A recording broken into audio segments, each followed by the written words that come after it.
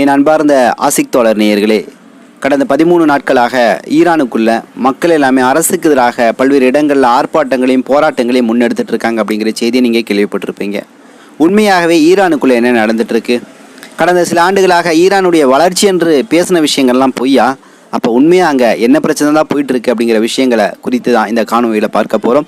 பார்ப்பதற்கு முன்னாடி நமது ஆசிக் தோழர் என்ற இந்த சேனலை மறக்காமல் சப்ஸ்கிரைபர் செய்து உங்கள் உறவினர்களுக்கும் நண்பர்களுக்கும் இந்த செய்தியை பகிருங்க.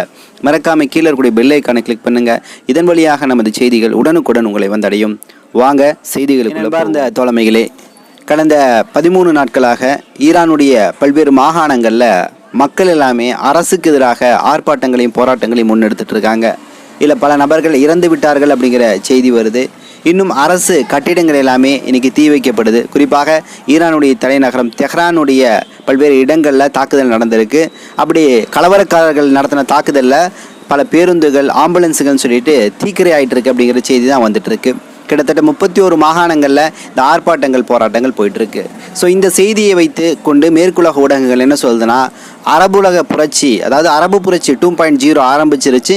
இனி பல்வேறு அரபு நாடுகளில் மக்கள் தன்னிச்சையாக எழுந்து அந்த ஆட்சியை கவிழ்த்தக்கூடிய இடத்தை நோக்கி போவாங்க அப்படிங்கிற செய்தியை இன்னைக்கு முன் வச்சுட்டு இருக்கிறாங்க. இதே அரபு புரட்சின்னு சொல்லிட்டு சில ஆண்டுகளுக்கு முன்னாடி மீடியாக்கள் மேற்குலகங்கள் பரப்பிட்டு இருந்துச்சு. அதில் முகமது முர்சி என்று சொல்லக்கூடிய எகிப்துடைய தலைவர் வீழ்ச்சி அடையப்பட்டார். இன்னும் பல தலைவர்கள் வீழ்ச்சி அடைஞ்சாங்க. அதில் சில நல்லதுகள் இருந்துச்சு, சில கெட்டதுகள் இருந்துச்சு. ஆனால் இன்னைக்கு அரபு புரட்சி 2.0 என்று சொல்லி இவர்கள் பரப்புரை செய்யக்கூடிய நிலைமை என்பது சரியான போக்கான்னு கேட்டால் நிச்சயமாக உள்நாட்டுக்குள்ளே இருக்கக்கூடிய பிரச்சனையை உள்நாட்டு மக்களும் அந்த அரசும் சந்திச்சுக்கும். வேறு நபர்கள் இங்கே தலையிடக்கூடாது அப்படிங்கிறதான் ஈரானுடைய எண்ணமாக இருக்குது. ஸோ ஈரான் கடந்த 10 ஆண்டுகளாக ஈரானுடைய வளர்ச்சியை நோக்கி தான் இன்றைக்கி பல்வேறு கட்டங்களை எடுத்து கொண்டு போயிட்டுருக்கு. குறிப்பாக அணு ஆயுதம் சார்ந்த பல்வேறு பிரச்சனைகள் போயிட்டு இருந்தால் கூட அதை வைத்துக்கொண்டு பல்வேறு மருத்துவம் சார்ந்த விஷயங்களில் முன்னேறி கொண்டிருக்கிறது. அதே போல் விண்வெளி சார்ந்த விஷயங்கள்லையும் முன்னேறி கொண்டிருக்கிறது. பல துறைகளில் ஈரான் இன்றைக்கி காலடி எடுத்து வச்சிட்ருக்கு. அசுர வளர்ச்சியாகவும் காணப்படுது. ஆனால் இன்றைக்கி ஈரானுக்குள்ள பொருளாதார தட்டுப்பாடு என்பது இன்றைக்கி அதிகமாக இருக்குது. அங்கே குறிப்பாக மக்களுக்கு தேவையான அடிப்படை வசதிகள் கிடைக்கல, விலைவாசி என்பது கூட இருக்குது, மக்களுக்கு வேலை வாய்ப்பு என்பது கிடைக்கலன்னு சொல்லக்கூடிய பிரதான பிரச்சனையை மையமாக வச்சு தான் இன்றைக்கி ஈரானில் ஆர்ப்பாட்டம் நடக்குது.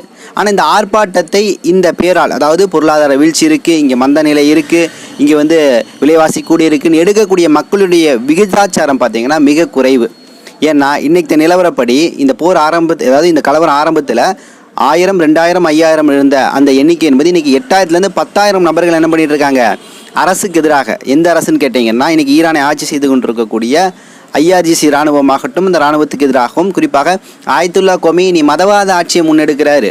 அவர் ஆட்சியிலேருந்து இறங்கணும்னு சொல்லக்கூடிய அடிப்படையில் தான் இந்த ஆர்ப்பாட்டத்துங்களை மக்கள் வைக்கிறாங்க. ஆனால் மக்கள் வைக்கக்கூடிய அந்த விகிதாச்சாரம் பார்த்திங்கன்னா ஒரு 10,000 நபர்கள் தான்.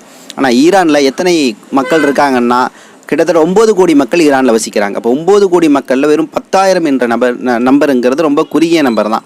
இருந்தாலும் இந்த மக்கள் சொல்லக்கூடிய பிரச்சனை உண்மையாகவே அங்கே பொருளாதார தட்டுப்பாடு இருக்கா அப்படிங்கிற பல்வேறு குழப்பங்கள் இன்றைக்கி இருந்துகிட்ருக்கு. ஆனால் ஈரான் இன்றைக்கி இதை சாஃப்டாக ஹேண்டில் பண்ணிகிட்ருக்கு.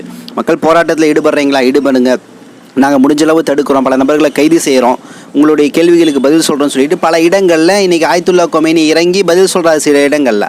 ஆனால் இந்த சூழலை பயன்படுத்தி கொண்டு இன்றைக்கி அமெரிக்கா உள்ள நேரடியாக வருவதற்கான வாய்ப்புகள் அதிகமாக இருக்குன்னு பேசப்படுது. இடையில கூட நேற்று கூடி பார்த்திங்கன்னா அமெரிக்காவுடைய துணை அதிபராக இருக்கக்கூடிய JD வான்சன் ஒரு கருத்து சொல்கிறார்.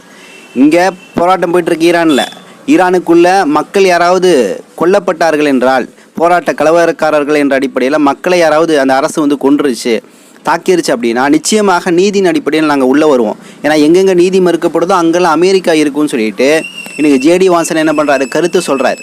ஆயத்துல்லா கொமேனி மறுபக்கம் என்ன சொல்கிறாரு, எங்கள் நாட்டு பிரச்சனையை நாங்கள் பார்த்துக்குறோம், நீங்கள் தேவையில்லாமல் மூக்க நுழைக்காதீங்க, எங்கள் மக்கள் எங்களுக்கு எதிராக போராட்டம் நடத்துகிறாங்களா, நாங்கள் அதை டீல் பண்ணிக்கிறோம், நீங்கள் உள்ளே நுழையக்கூடாதுன்னு சொல்லக்கூடிய எச்சரிக்கை ஒரு பக்கம் என்ன பண்ணுறாரு ஆயத்துல்லா கொமேனி கொடுத்துட்டு இருக்கிறாரு.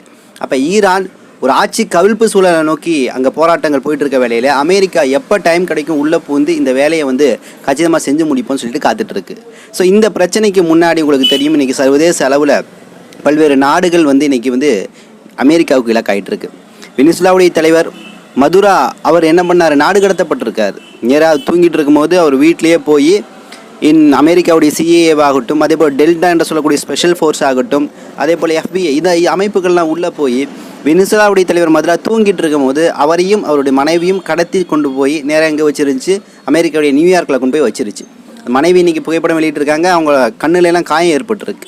இப்போ இந்த அளவு சர்வதேச சட்ட விதிமுறைகளை இன்றைக்கி அமெரிக்கா மீறிட்டு இருக்குல்ல, காயத்தை ஏற்படுத்திகிட்டு இருக்குல்ல. அப்போ இதற்கு அடுத்து அமெரிக்காவுடைய இலக்கு எதாக இருக்குதுன்னு கேட்டிங்கன்னா, அது என்னென்ன அடிப்படையில் உங்களுக்கு மதுராவை கடத்தி இருக்குன்னு உங்களுக்கு தெரியும்ல.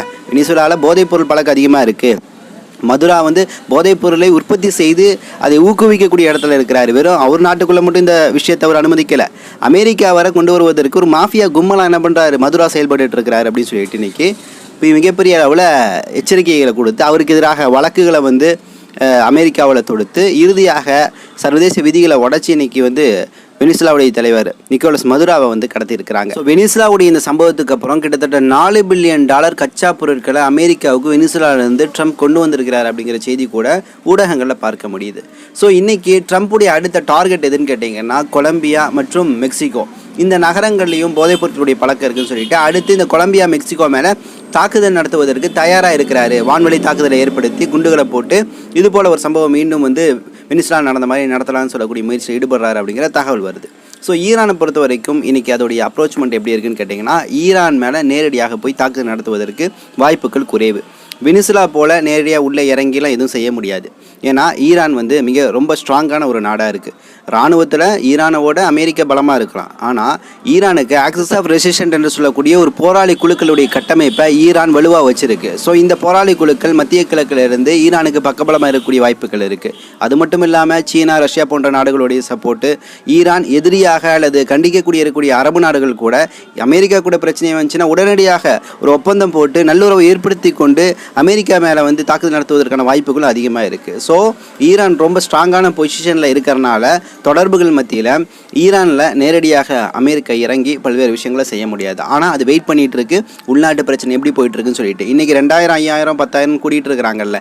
இது நாளடைவில் அதிகமாக மக்கள் அரசுக்கு எதிராக மிகப்பெரிய கண்டன ஆர்ப்பாட்டங்களை, போராட்டங்களை எடுக்கக்கூடிய சமயத்தில் அதுக்கப்புறம் என்ன பண்ணலாம், இது அமைதிப்படுத்துவதற்கு ஈரானுக்குள்ளே அமெரிக்கா வரலாம், அதுக்கப்புறம் ஆட்சி கவிழ்ப்பை ஏற்படுத்தலாம் அப்படிங்கிற செய்திகள் கூட இன்றைக்கி நம்மளால் பார்க்க முடியுது. ஆனால் ஈரான் இதில் கச்சிதமாக செயல்பட்டு இருக்கு. இந்த பிரச்சனையை இன்றைக்கி ஆயத்துல்லா கொமேனி அங்கே இருக்கக்கூடிய ஈரானுடைய முக்கிய தலைவர்கள் சரியான முறையில் ஹேண்டில் பண்ணணும். மக்கள் ஏன் ஒரு குறிப்பிட்ட சதவீதத்தை சார்ந்தவர்கள் ஏன் இந்த போராட்டத்தை முன்னெடுக்கிறாங்க, உண்மையாகவே இந்த பிரச்சனைகள் அங்கே இருக்குது, பொருளாதார வீழ்ச்சி, அதே போல் விலைவாசிகள் ஏற்றம் என்று இருந்துச்சுன்னா அது எப்படி கிளியர் பண்ணுறது அப்படிங்கிற அந்த விஷயங்களை இன்றைக்கி பயங்கரமாக ஸ்டடி பண்ணி பார்த்துட்ருக்கு. ஸோ ஷியா பெரும்பான்மை கொண்ட நாடாக இருக்குது. ஸோ இந்த தாக்கம் என்பது இன்றைக்கி பல்வேறு அரபு நாடுகளுக்குள்ளே கூட ஒரு பயத்தை ஏற்படுத்தியிருக்கு. ஸோ ஈரானில் இந்த பிரச்சனை போது இதே மாதிரி அரசுக்கு எதிராக மக்கள்லாம் மிகப்பெரிய போராட்ட ஆர்ப்பாட்டங்கள் எடுத்துருவாங்களோன்னு சொல்லிட்டு மத்திய கிழக்கில் இருக்கக்கூடிய இன்னும் பல்வேறு அரபு நாடுகள் கொஞ்சம் பயந்துட்டு தான் இருக்குது. குறிப்பாக இன்னொரு விஷயத்தை சொல்லணும், கடந்த 40 மணி நேரமாக ஈரானுக்குள்ள இணைய சேவை என்பது துண்டிக்கப்பட்டிருக்கு. ஸோ ஈரானுக்குள்ள என்னென்ன சம்பவம் நடந்துட்டு இருக்கு அப்படிங்கிற செய்திகள் கூட இன்னைக்கு பெரிய அளவில் வீடியோ காட்சிகளாக வெளிவருவது கிடையாது. பல்வேறு இடங்களில் ஈரான் நாட்டுடைய கொடி எரிக்கப்படுகிறது, அரசு கட்டிடங்கள்லாம் நாசமடைய செய்ய வைக்கப்படுகிறது அப்படிங்கிற பல தகவல்கள் இன்னைக்கு வந்த வண்ணம் இருக்கு. ஸோ ஏதோ பெரிய பிரச்சனை உள்ள போயிட்டு இருக்கு. அந்த பிரச்சனையை ஈரான் எப்படி ஹேண்டில் பண்ண போகுதுங்கிறத பொறுத்திருந்து பார்க்கணும். இன்னொரு பக்கம் ட்ரம்ப் உங்களுக்கு தெரியும், பல்வேறு நாடுகளில் டொபோக்கோ அதாவது போதைப் பொருட்கள் பயன்படுத்துகிறாங்கன்னு சொல்லிட்டு அதன் மேலே தாக்குதல் நடத்துகிறாரு. அங்கே இருக்கக்கூடிய எண்ணெயை எடுக்கக்கூடிய முயற்சியிலையும் பல்வேறு இடங்களில் செயல்படுறாரு. இன்னொரு பக்கம் என்ன பண்ணுறாரு, சோமாலிலாந்து போன்ற புதிய இஸ்லாமிய நாடு அப்படின்னு ஒன்று உருவாக்குறாரு. அந்த நாட்டுக்கு பல்வேறு நாடுகள் மேற்குலகங்கள்லாம் ஆதரவு கொடுக்குது. அந்த நாட்டில் காசா மக்களை எல்லாம் கொண்டு போய் நாங்கள் குடியமர்த்துவோம் அப்படிங்கிற மாதிரி சில பேச்சுக்களை உருவாக்குறாரு. அப்போ இன்னைக்கு ட்ரம்ப் தான் நினைத்ததை செய்வேன், நான் ஒரு சர்வதிகாரி அப்படிங்கிற அளவுக்கு தனது செயல்பாட்டை கொண்டு போயிட்டு இருக்கிறாரு. அதற்கு இது போன்ற நாடுகளில் போதைப் பொருட்கள் பழக்கம், தீவிரவாத நடமாட்டம் அப்படின்னு சொல்லிட்டு பல விஷயங்களை சொல்லி அதன் பேரால் ஒரு தாக்குதலை நடத்துகிறாரு. ஆனால் அங்கே இருக்கக்கூடிய வளங்களை எடுக்கக்கூடிய முயற்சியில் செயல்பட்டு இருக்கிறாரு. ஸோ நிச்சயமாக இதுக்கு ஒரு முற்றுப்புள்ளி எழும். அப்படி எழக்கூடிய சமயத்தில் அது ஒரு பெரிய மாற்றமாக அமையும். இன்னைக்கு ரஷ்யா சீனா மௌனமாக இருக்குது. இனி அடுத்த அடிய ரஷ்யா சீனாவுக்கு தான். ஈரான் கவிழ்ந்துச்சுன்னு வச்சுக்கோங்களேன், ஈரான் மூலம் பயனடையக்கூடிய பல்வேறு நாடுகள், தொடர்பில் இருக்கக்கூடிய பல்வேறு நாடுகள், அரபு நாடுகளாகட்டும் ரஷ்யா சீனாவாகட்டும் ஒரு பெரிய அளவில் வீழ்ச்சியை காணக்கூடிய நிலையில் இருக்குது. ஸோ ஈரானுக்குள்ளே நடக்கக்கூடிய இந்த பிரச்சனையை ஈரான் இனி எப்படி அதை டீல் பண்ண போது, அமெரிக்கா உள்ளே விடாமல் தானே இந்த பிரச்சனையை சால்வ் பண்ணிடுமா, ஒருவேளை கைமீறி போகக்கூடிய சமயத்தில் அமெரிக்கா உள்ளே வந்துச்சுன்னா ஈரானுடைய ரெஸ்பான்ஸ் எப்படி இருக்கும் அப்படிங்கிற பல விஷயங்களை நம்ம பொறுத்திருந்து தான் பார்க்கணும். ஸோ இன்னும் சில தகவல்களை திரட்டி கொண்டு இன்ஷா அல்லாஹ் விரைவில் உங்களை சந்திக்கின்றேன். நன்றி. அஸ்ஸலாமு அலைக்கும் வரஹ்மத்துல்லாஹி வபரகாத்துஹு.